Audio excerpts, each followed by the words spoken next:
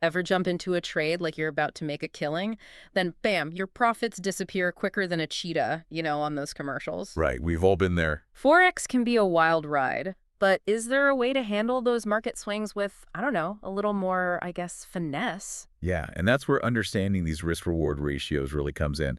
It's not so much about magic, but more about a solid plan so you can protect yourself Yeah. while, chasing those gains. Which is what we're diving into today, this whole risk-reward ratio thing, or RRR. We're using this piece, risk-reward ratios, Managing your risk from hand tech markets to guide us. like a treasure map. Right. It'll take us through RR so you can trade smarter, no crystal ball needed. So no more just winging it. Sign me up. Exactly. But let's start with the basics. What is a risk-reward ratio when we talk about Forex trading?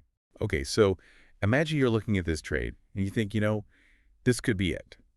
The risk-reward ratio helps by asking, okay, but if I'm wrong, how much am I okay with losing compared to how much I could gain if I'm right? So you're weighing the possibilities, really. So it's not just about, like, going for the big win. It's about knowing how much you're really cool with putting out there for that chance. Exactly. Like, would you rather bet, say, $1 to win $5, or bet $5 but only win 2? And in Forex, this is super important because things change so fast, don't they? Yeah, you got it. Forex is volatile for sure. Prices swing up, down super fast, so having a plan for winning but also losing, that's key. Makes sense. So to use this in the real world, what are the terms we got to know when we're talking about RRR? Okay, let's break it down. First, entry price. That's just the price when you jump into the trade, so buying or selling a currency pair, your starting line. Simple. Now the part that makes everyone sweat a little. Risk. Right, but risk isn't always bad. It's about knowing that not every trade's a home run.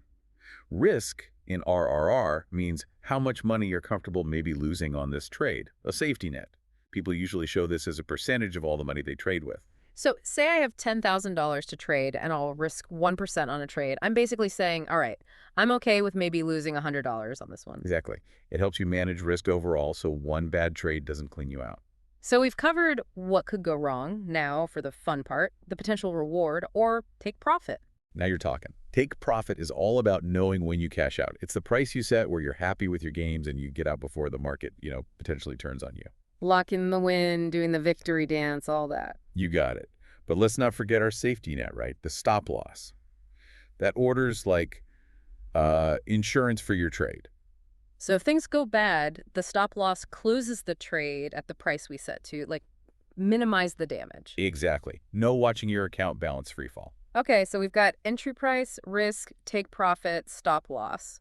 But I feel like there's more to this RRR thing, right? Yeah, there are some other things to think about, like lot sizes or leverage and spreads. They all can change your risk-reward calculations. Okay, this is where it gets kind of tricky. So let's unpack those extra RRR ingredients. Like, what exactly are we talking about with lot sizes? Lot size is just how many units you're trading.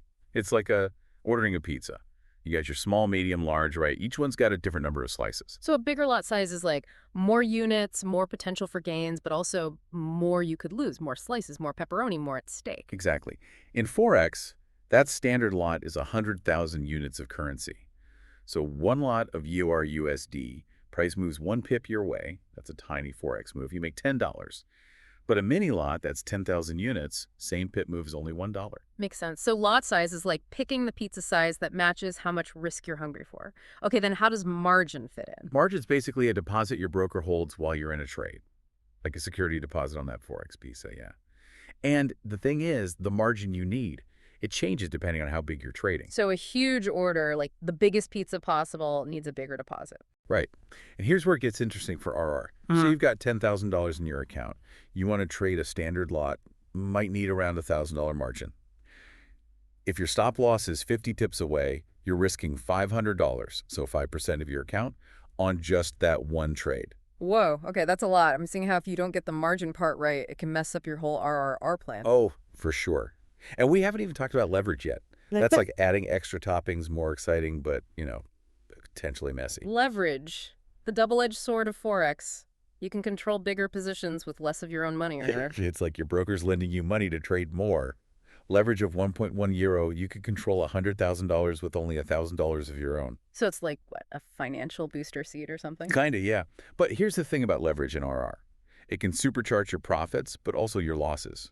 Like adding jalapenos to the pizza. A few's nice, too many, and oh boy. Exactly. Say there's a trade, 1.2 RR. With $1,100 leverage risking $100, you could make $200 profit. But bump that leverage to 1.500, same $100 risk, now it's $1,000 profit or $1,000 loss. Okay, seeing the appeal, but I'm also feeling the heat a little. So leverage is a powerful tool, but not for the risk averse. What about these spreads, though? They sound like the delivery fee in Forex. Uh-huh. Good one. The spread's just the difference between the buy price ask and sell price bid of a currency pair, basically the cost of doing the trade. So wider spread means the price has to move more my way just to break even before I profit. Yeah, that's it. Wider spreads take a bite out of profits, so they affect your RRR. Okay, so with all that in mind, let's get into how to calculate this risk-reward ratio since it's so important. Time for, I guess, a little RRR math, but no calculators, I promise. How do we actually get to this risk-reward ratio number? The formula is easier than it sounds. Take your potential profit, so that's your take profit price minus your entry price, right? Divide that by your potential loss, which is entry price minus your stop loss price. Okay, so say I'm looking at EU or USD, entries 1.1050, stop loss at 1.1000, and I want to take profit at 1.1150. How's that look? All right, so your potential profit there is 100 pips, right? 1.1150 minus 1.1000, a potential loss is 50 pips because 1.1050 minus 1.100. Now you divide that profit, the 100 pips, by the 50 pips loss, and you get an RRR of 2.1. So that means I'm aiming to make twice what I'm risking on this trade. Not bad. But with RR is bigger, always better then. That's where it gets interesting. A big RRR, yes, sounds like winning the lottery, but there's usually a trade-off. Higher reward. Often means higher risk, too. It's like picking between the roller coaster and the merry-go-round at the park. I'm definitely more of a merry-go-round trader myself, especially with my money. So how do you find that balance, between playing it safe and then, too much risk? That's where position sizing is super important. It means figuring out the right amount of money to put on a trade based on your RRR, but also how much risk you can handle overall. So choosing the right size plate for my Forex food. Right. Don't want to overeat and get a tummy ache. Exactly. Say you see this trade, 1.4 RRR, so you could quadruple your money, tempting, right? Yeah. But higher reward, usually higher risk, too. You might put in less money there compared to a trade that's, I don't know, 1.2 RRR, more modest. Because even though that big win is really shiny, got to make sure you don't lose more than you can afford if it goes south. So if there's no one right answer for the perfect RRR, how do I know what's best for me? It's about finding your own RRR sweet spot. That starts with knowing your goals for trading, how much risk you're okay with, and what's going on in the market right now. Like choosing a hiking trail? You up for a hard climb or more of a chill walk in the woods? Definitely the chill walk. Right? And just like with hiking, it's smart to, start slow. As you get more experience, then you can take on a bit more risk. Remember, Forex is a marathon, not a sprint. Okay, so we covered what risk-reward ratios are, why they matter, and how to use them. As we wrap up, what's the main thing you want listeners to take away from all this? That getting this whole RRR thing, really using it, that can make you a better Forex trader. You'll have more confidence, more control, even though the market can be unpredictable. It's like having that roadmap and compass, getting you where you want to go financially. We covered a lot today, but there's always more to learn. Keep trying things out, keep getting better at your strategy, and most importantly, have fun with it, right?